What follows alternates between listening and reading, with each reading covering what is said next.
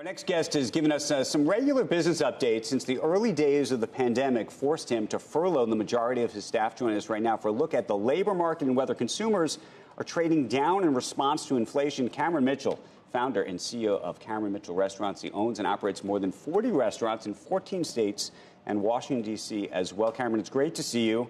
We always love to talk to you because you can really give us a sense of what's happening on the ground with the consumer and also on the labor front.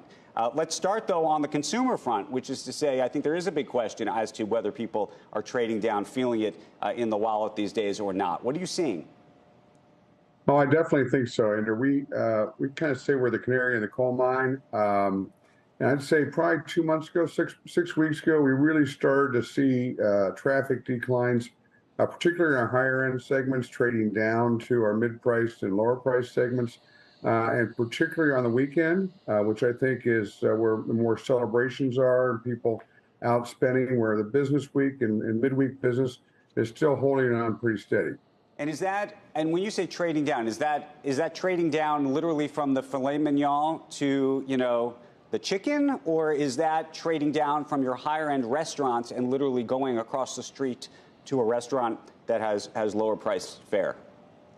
Well, primarily trading down in the space from the higher end going down to mid-price or lower end. However, within the restaurants themselves, we are seeing slightly less appetizer sales, maybe some trading down to a little lesser expensive entree items. But and it's slight at this point in time. It's 4 or 5%. It's not debilitating.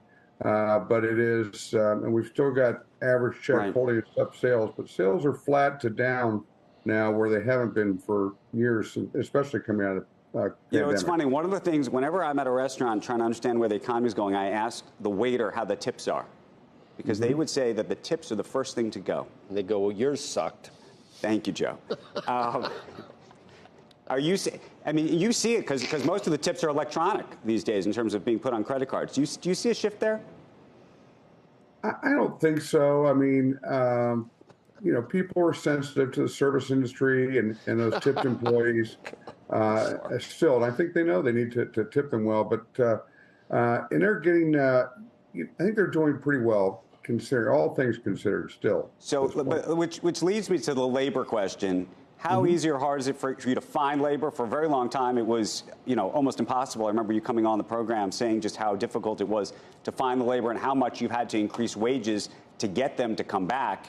Now they're back. Are those wages staying? Are they going to end up going up? Some people have been looking actually at tips plus the wages. What does that look like? I mean, give us a little bit of a sense of where that piece of this is, especially ahead of the jobs number we're going to get later today at 8:30. Well, wage inflation is still very much with us. We're up 7% year to date on our hourly and manager wages. The one thing we do have in our favor right now is cost of goods is starting to decline. And then the staffing itself, we're definitely back to pre-COVID levels. And it was a silver lining for the restaurants industry, I think. Wages have increased tremendously, and we're on a much better competitive footing, if you will, with other outside industries. But interesting, we're opening our Las Vegas restaurant. Just got back from orientation there yesterday. We hired 180 new employees, and we had 4,500 applicants, which I have not seen for years, that kind of applicant flow. Now, maybe that's just centric to Vegas, but we're finding the staff we need right now in our restaurants, and our overtime has dropped tremendously because of that. Cameron, there used to be a wine indicator.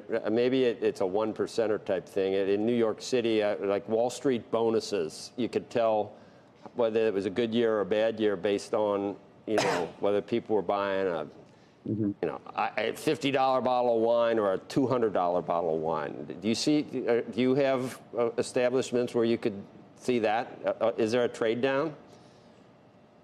I don't know if I could drill that specific into the numbers, Joe, but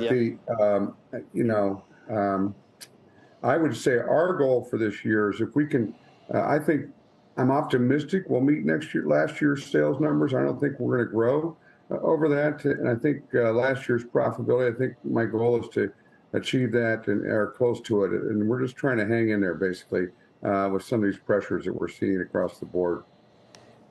Okay. Cameron, I want to thank you as always. It's great to get an update from you. It gives us a real sense of on the ground around the country in a meaningful way, and we hope to talk to you again very, very soon. My pleasure. Always good to be with you.